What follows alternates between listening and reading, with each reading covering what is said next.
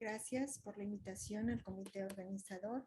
Voy a dar varios temas, de los cuales vamos a empezar con la estenosis pulmonar. Así tenemos que de las obstrucciones del tracto de salida del ventrículo derecho va a estar conformada por la estenosis pulmonar, subpulmonar, supravalvular o pueden ser de tipo mixto. En este caso abordaremos solamente la estenosis pulmonar, el cual tiene una incidencia de 8 a 10 por todos los defectos cardíacos congénitos. La estenosis pulmonar puede ser una obstrucción fija o dinámica. Dinámica es aquella que se presenta en los pacientes con tetralogía de Fallot. Es una cardiopatía congénita cianógena de flujo pulmonar normal. Va a estar asociada a otros defectos cardíacos, por ejemplo, a la tetralogía de Fallot, a la doble cámara del ventrículo derecho o bien a la comunicación interventricular. Genéticamente se asocia con el síndrome de Noonan, el síndrome de Williams y el síndrome de Algil, así como la rubiola congénita. Las causas de la estenosis pulmonar pueden ser congénitas, iatrogénicas o por adquiridas. En este caso, vamos a abordar solamente las congénitas, que puede haber alteraciones en su morfología de la válvula, como la apertura del domo, como podemos ver aquí en esta imagen, que es un orificio central, la cual se presenta en el 42%. La displásica, como vemos aquí en este dibujo, que es la segunda más frecuente con un 19%, y la unicúspide que se presenta, o la unicúspide que se presenta en un 16%, y más rara la bicúspide en un 10%. ¿Cómo vamos a hacer el diagnóstico de estenosis pulmonar? Bueno, el paciente es asintomático cuando tiene una estenosis pulmonar de leve a moderada con un buen desarrollo pontoestatural. Sin embargo, la mamá nos consulta cuando la estenosis pulmonar ya es severa, principalmente por disnea a grandes esfuerzos o disnea al ejercicio. El síncope y el dolor precordial son raros en esta patología. En el electrocardiograma vamos a documentar eje desviado a la derecha con crecimiento de cavidades derechas e hipertrofia del ventrículo derecho, principalmente vistas en precordiales del lado derecho con Rs únicas en B1, B2 y en ABR derechas. La radiografía vamos a encontrar un botón pulmonar abombado con un flujo pulmonar normal y con crecimiento de cavidades derechas. El abordaje por ecocardiograma va a ser primordial para hacer el diagnóstico. Las proyecciones ecocardiográficas que se realizan para diagnosticar estenosis pulmonar son el eje corto paraesternal y el eje corto de grandes vasos subcostal o en un eje largo modificado. Por ejemplo, aquí podemos ver este plano longitudinal, donde podemos apreciar el tracto de salida del ventrículo derecho con la arteria pulmonar, su tronco y sus ramas con un flujo completamente laminar, lo que nos sugiere que no hay enfermedad de esta válvula. Importante evaluar entonces la morfología de la válvula. Hay que medir sus diámetros de todo el tronco de la arteria pulmonar y siempre debemos descartar lesiones asociadas. Hay que ver el grado de repercusión hemodinámica que tengan estos pacientes, así como su grado de hipertrofia, y evaluar importantemente la válvula tricúspide siempre y cuando estemos ante un paciente con estenosis pulmonar crítica en la etapa neonatal. La morfología de la válvula pulmonar la vamos a estudiar por eco transtorácico tridimensional o transesofágico tridimensional. Aquí podemos ver una válvula pulmonar por lo demás normal con sus 3 valvas, y aquí podemos ver una válvula con estenosis pulmonar bicúspide, que es más rara, y gracias al doctor Martínez que me otorgó estas imágenes.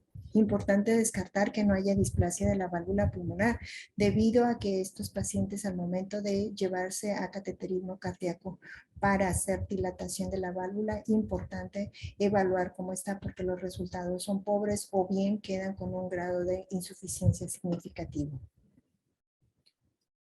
Medir la anatomía del tronco de la arteria pulmonar, sus diámetros, el anillo, el tronco, la rama derecha y la rama izquierda. Importante para descartar si no hay hipoplasia o bien dilatación post-estenosis. Medir el área de la válvula pulmonar para ponerla y clasificarlo de acuerdo a su severidad.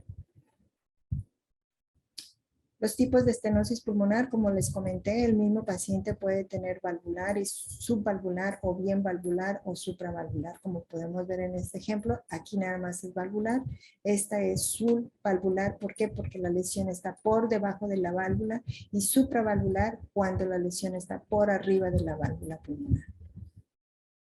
El abordaje hemodinámico es importante. Ya dijimos que con el doble color observaremos un flujo laminar. Sin embargo, cuando vemos en el tracto de salida o en la arteria pulmonar una turbulencia, es que esa válvula puede estar dañada. Nos debemos de guiar con el doble pulsado para identificar el sitio exacto de la lesión.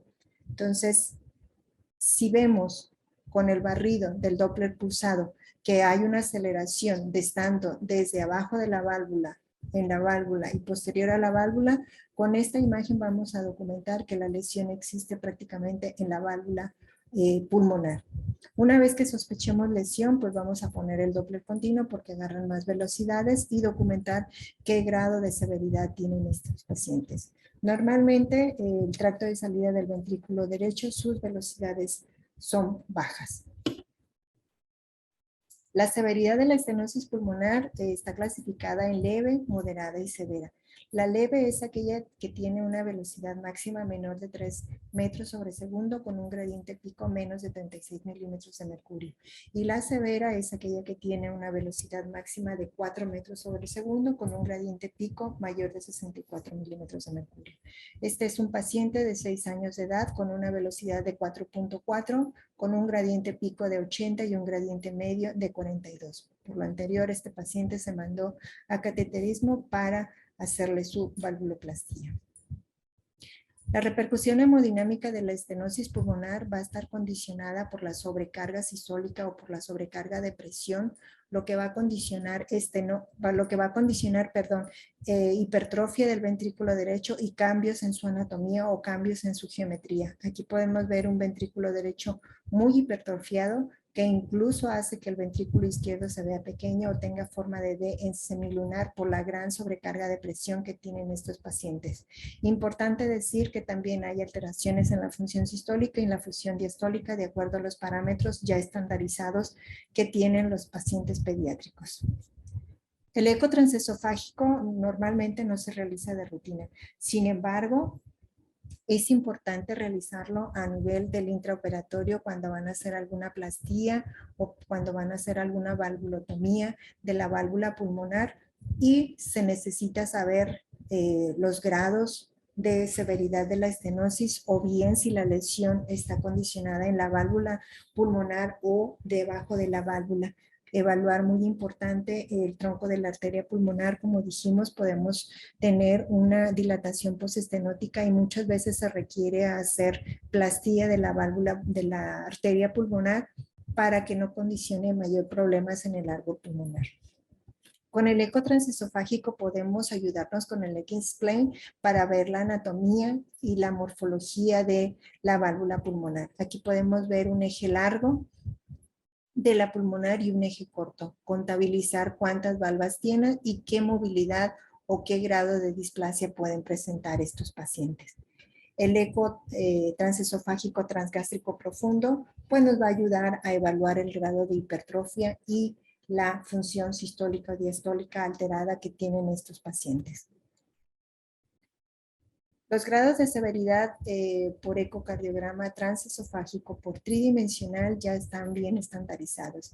Así tenemos que en una estenosis pulmonar leve es aquella que va a tener un área de 1.5 centímetros cuadrados y aquella que es severa va a tener un área menor de 1 centímetro cuadrado. Importante descartar todos los defectos cardíacos porque estos pacientes pueden tener estenosis pulmonar más ella, estenosis pulmonar más comunicación interventricular o bien una de las más raras que es una doble vía de salida del ventrículo derecho con estenosis pulmonar y como dijimos la tetralogía de Fallot que se asocia muy frecuentemente. Entonces, muy importante descartar todos los defectos asociados porque va a cambiar la hemodinamia de estos pacientes de ser prácticamente una estenosis aislada, pues tiene otras lesiones y es importante reportarlo al cirujano o al hemodinamista qué lesiones asociadas presenta para corregir cuál en primer término. En conclusión, podemos decir que el ecocardiograma transtorácico es esencial para evaluar la morfología de la válvula pulmonar. El estudio por eco tridimensional son de gran utilidad no solo para evaluar la anatomía, sino para realizar medidas del área efectiva del orificio y así poder documentar su grado de severidad. El ecocardiograma transesofágico no se realiza de manera rutinaria para hacer su diagnóstico, pero sí durante el intraoperatorio para evaluar la valvatomía pulmonar que se llegue a realizar en quirófano principalmente al momento de llevarlos a corrección. Muchas gracias. Gracias. Vamos a continuar con el tema de estenosis aórtica.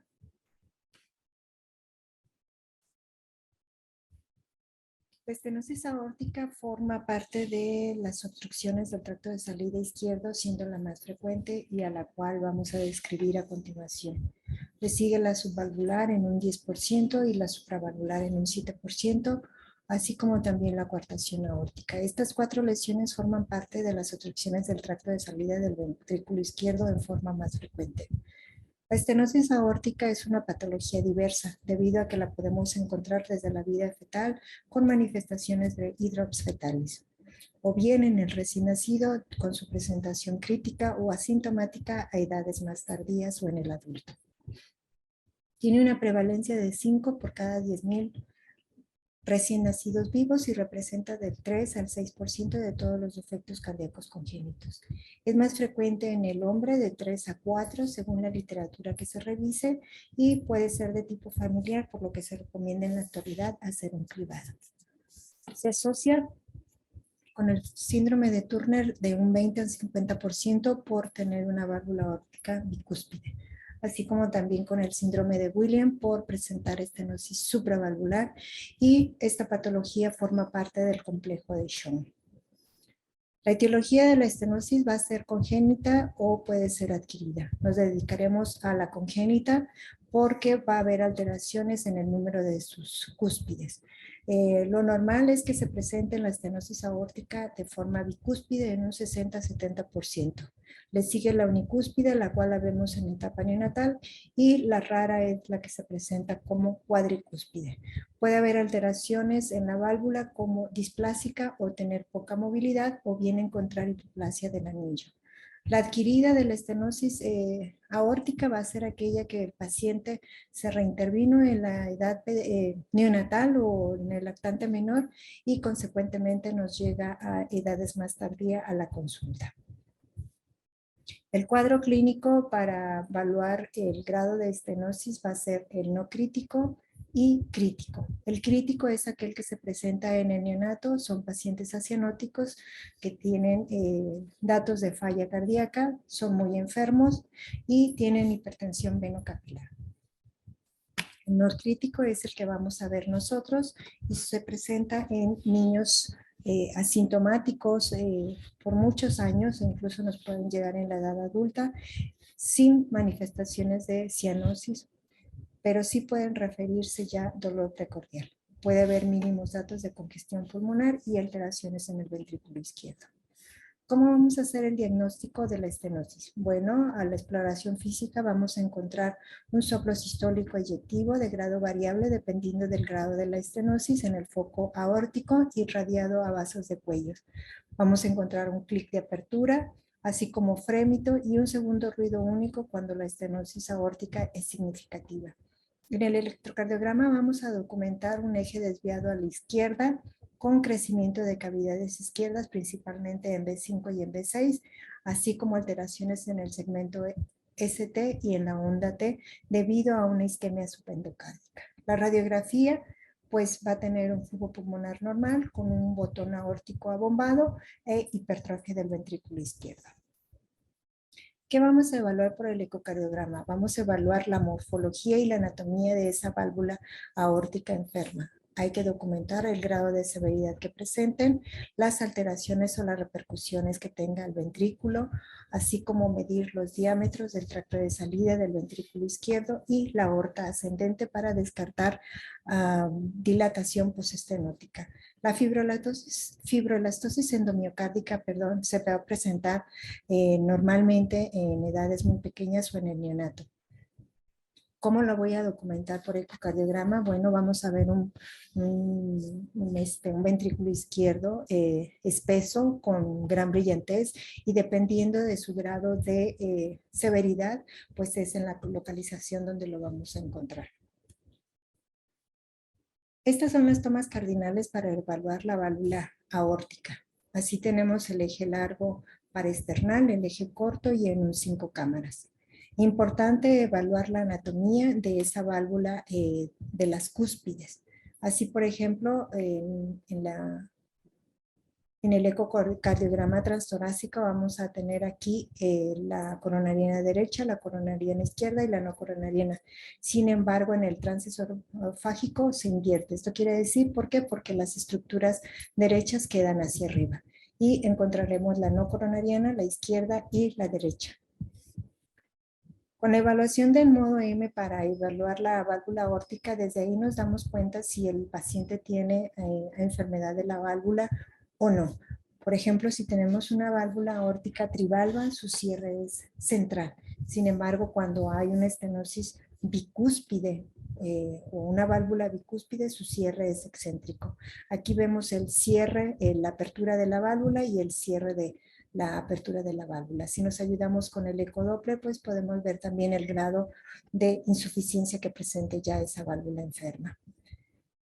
¿Es importante evaluar la morfología y la anatomía de la válvula aórtica? Sí, porque hay que ver la fusión, qué grosor tienen esas valvas, cuántos números de cúspides tiene, la longitud que tiene el anillo indexado por metro cuadrado de superficie corporal y bien medir el área valvular aórtica. Aquí podemos ver una válvula unicomisural que es extremadamente rara verla en el adulto, sin embargo esto está reportado en la literatura. ¿Por qué? Porque dijimos que se presenta normalmente en la etapa neonatal.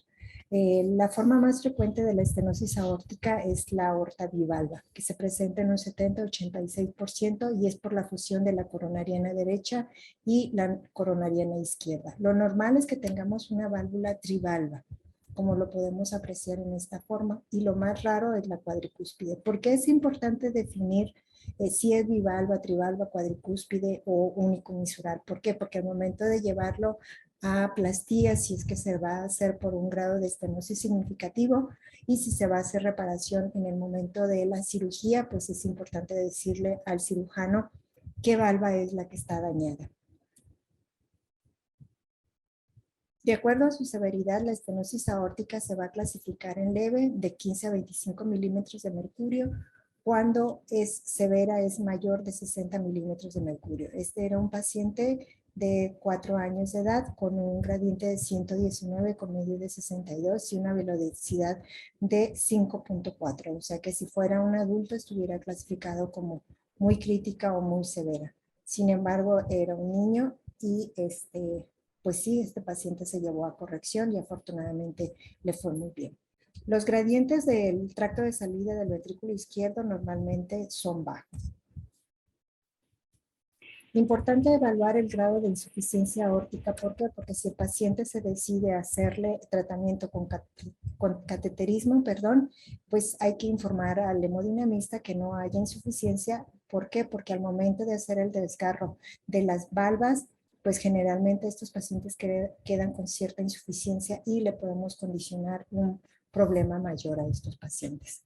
Entonces, el grado de severidad de la insuficiencia aórtica va a estar dada por la vena contracta, indexada por metro cuadrado de superficie corporal. Así tenemos que puede ser trivial en menos de 2 milímetros a severa mayor de 6 milímetros. Importante evaluar todas las afectaciones que tenga ese ventrículo izquierdo, principalmente descartar alteraciones de la válvula mitral, porque aquí en este caso vemos un grado significativo de insuficiencia.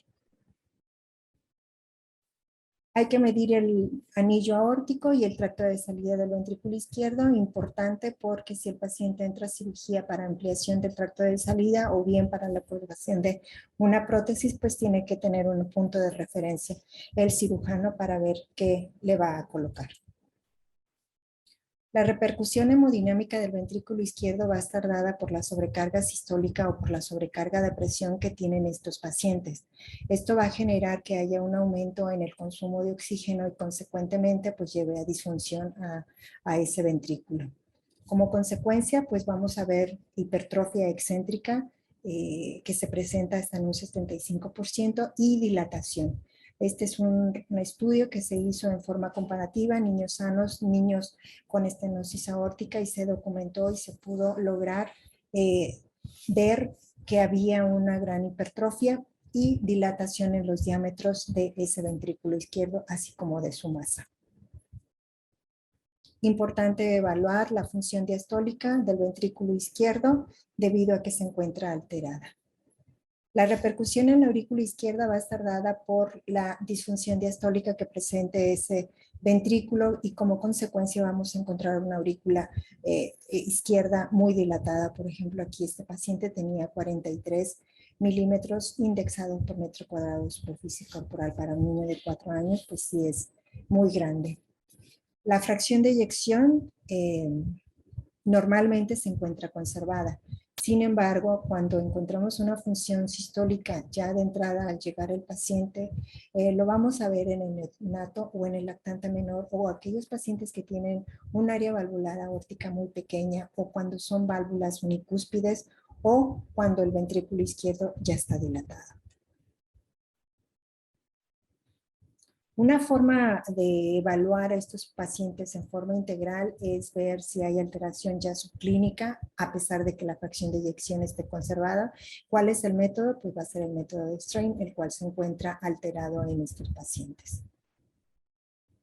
Importante evaluar las lesiones asociadas y documentarlas debido a que estos pacientes pueden tener estenosis aórtica con conducto o bien una coartación aórtica con conducto o formar parte del síndrome de ventrículo izquierdo hipoplásico, o tener alteraciones en la válvula mitral. Entonces, es de suma importancia evaluar las lesiones asociadas. Estas son las lesiones asociadas más frecuentes, así como la comunicación interventricular. En conclusión, podemos decir que el ecocardiograma transtorácico y transesofágico es un método de gran utilidad que nos define la morfología y la anatomía de la válvula aórtica con gran sensibilidad y especificidad. Las técnicas por ecocardiograma Doppler nos permiten hacer el diagnóstico y severidad de la estenosis. Los parámetros ecocardiográficos convencionales, así como las nuevas modalidades como el Strain, deben de realizarse de manera rutinaria y durante el seguimiento de estos pacientes para optimizar su tratamiento. Muchas gracias. Gracias. Vamos a continuar con el tema de coartación de aorta. Así tenemos que la coartación de aorta es un estrechamiento en cualquier parte de la aorta, pero la presentación de una coartación es en el sitio del lecho. Se presenta en un 5 a un 8% de todos los defectos cardíacos y ocurre en 4 de cada 1000 recién nacidos vivos. Va a predominar el hombre de 1.7 a 1 en relación a la mujer y se considera que es una patología del cuarto arco aórtico izquierdo. El derecho involuciona. La coartación de aorta se va a presentar en forma aislada o asociada a otros defectos cardíacos congénitos. Si es asociada, lo más frecuente es que lo haga una válvula aórtica bicúspide hasta en un 50-75%.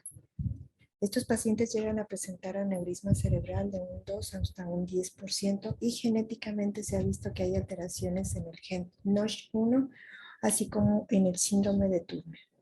Puede ser de tipo familiar porque tiene una recurrencia entre los hermanos más de 30 veces que en la población normal. Vean este diagrama, cómo se aprecia el arco aórtico, el arco transverso y el sitio coartado. La clasificación de la coartación, pues desde 1903, Bonnet la clasificó en infantil, era aquella la que se presentaba en el neonato y se encontraba antes del conducto arterioso. Y la del adulto o en el niño mayor era aquella la que se encontraba posterior al conducto arterioso. Perdón. Sin embargo, Van Praag mostró preocupación en un reporte que hizo en 1991 porque él concluye que dice que la coartación generalmente es yuxtaductal o a nivel del conducto arterioso. Amarante y colaboradores en 1991 también incorporaron el concepto de hipoplasia del arco aórtico. Esto con la finalidad de llevar un planteamiento mejor al manejo quirúrgico en los pacientes pequeños. ¿Cuál es el origen de la coartación? Bueno, hay tres hipótesis. Una es la disminución del flujo sanguíneo en el istmo aórtico en la vida fetal.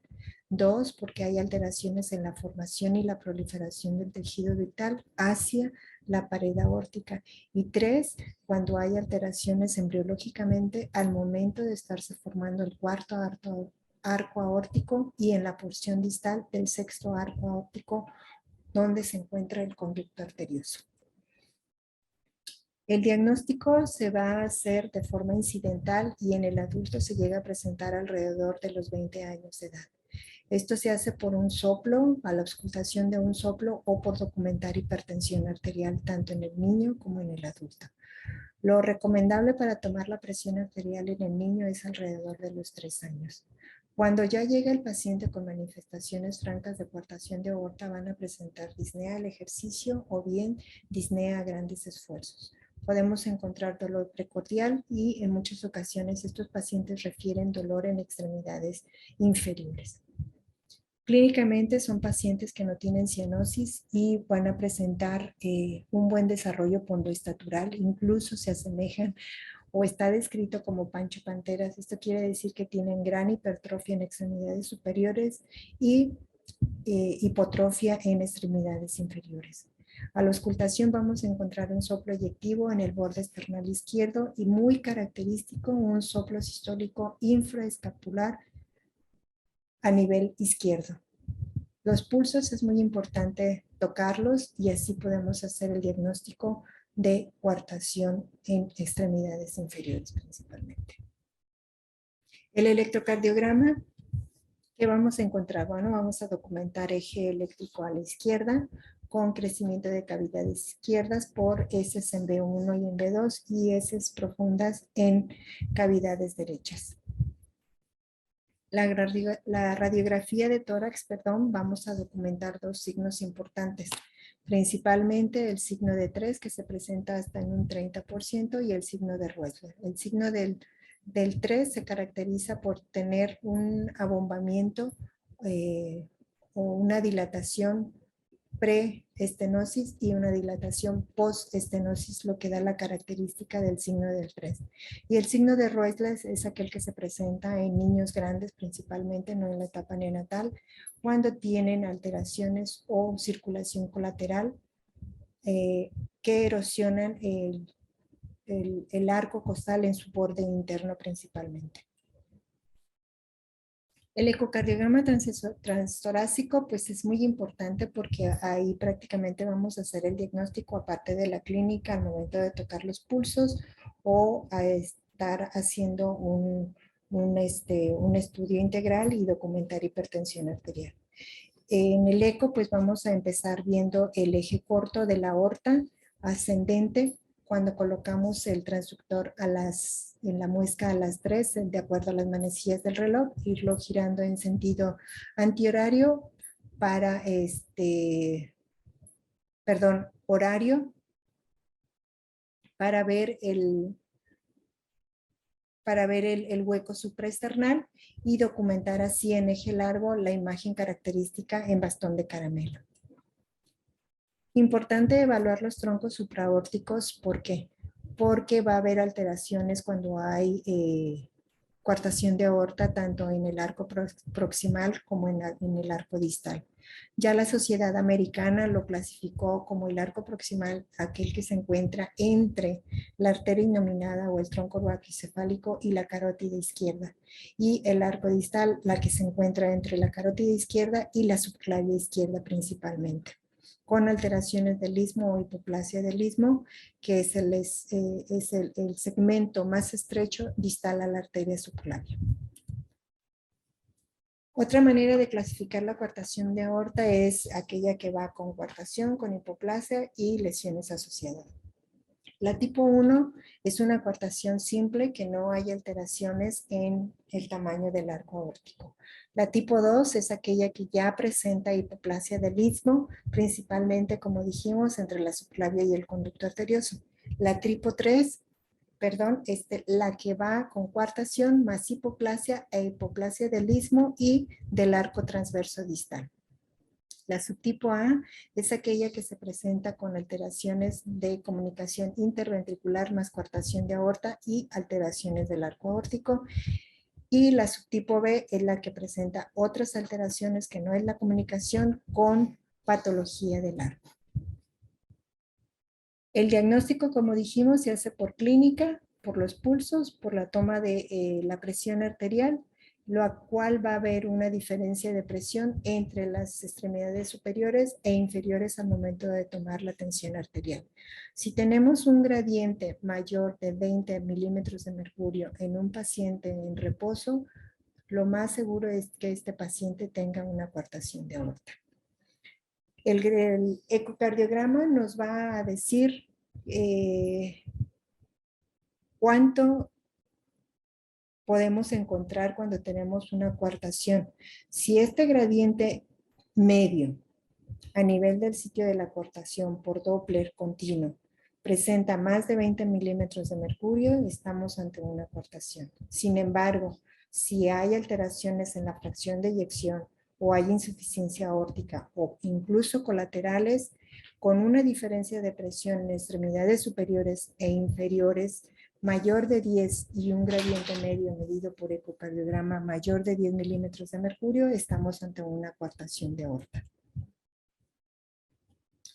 Este es un arco aórtico normal, la aorta ascendente, la arteria pulmonar, troncos supraórticos y el gradiente que generalmente son bajos los gradientes. Un ejemplo de una coartación, vemos por Doppler color cómo acelera en el sitio coartado. Esta es una coartación con su tipo membrana de las clásicas que no vemos más otras alteraciones, que nos dio un gradiente de 69 con un gradiente medio de 27, lo que hicimos el diagnóstico de coartación aórtica. Esta es su característica que tiene imagen en diente de sierra, que vemos un flujo sistólico con un robo diastólico. Es lo característico encontrar pacientes esta imagen con coartación. Cuando tenemos un gradiente por Doppler pulsado en la aorta abdominal que no sea pulsátil o que el flujo esté embotado, generalmente se hace también el diagnóstico de coartación aórtica. Importante medir los diámetros para descartar que no haya hipoplasia del arco. Se tiene que medir en sístole de borde interno a borde interno. Si encontramos hipoplasia con un valor Z menor de 2 a 3 de acuerdo a la edad, estamos ante una hipoplasia del arco y es importante reportarlo para que el cirujano sepa qué conducta terapéutica va a tener. Por ejemplo, aquí el paciente pues encontramos con hipoplasia del istmo y del arco distal. Por último, las lesiones asociadas son importantes de descartarlas. Dijimos que lo más frecuente es que se presente de un 50 a 75% una válvula bicúspide. Sin embargo, podemos tener otras lesiones asociadas como el diafragma o alteraciones en la anomalía de la válvula mitral, que esto pueden hacer el complejo de Schoen. Podemos encontrar un conducto arterioso, alteraciones de la comunicación interventricular, como se dijo anteriormente, o alteraciones de comunicación interauricular e interventricular. En conclusión, podemos decir que la ecocardiografía transtorácica es el estudio de imagen no invasivo, disponible y con gran seguridad. Clínicamente, una diferencia de presión entre las extremidades y la disminución de los pulsos o pulsos ausentes nos hacen sospechar de coartación. Pueden ser necesarios otros métodos de imágenes como la resonancia magnética o la tomografía para evaluar la anatomía y descartar aneurismas y colaterales. El paciente que se lleva a cateterismo es para hacer un tratamiento intervencionista o colocación de un stent. El adulto siempre va a requerir un enfoque multidisciplinario, ya sea con tratamiento percutáneo o un manejo quirúrgico, por lo que es importante siempre estar de la mano con el cardiólogo de adultos para informar que se encuentran en estos pacientes. Se recomienda el seguimiento por ecocardiograma en forma regular en estos pacientes, ya sea tratados o de recién diagnóstico debido al riesgo de que ellos presentan una recuartación. Muchas gracias.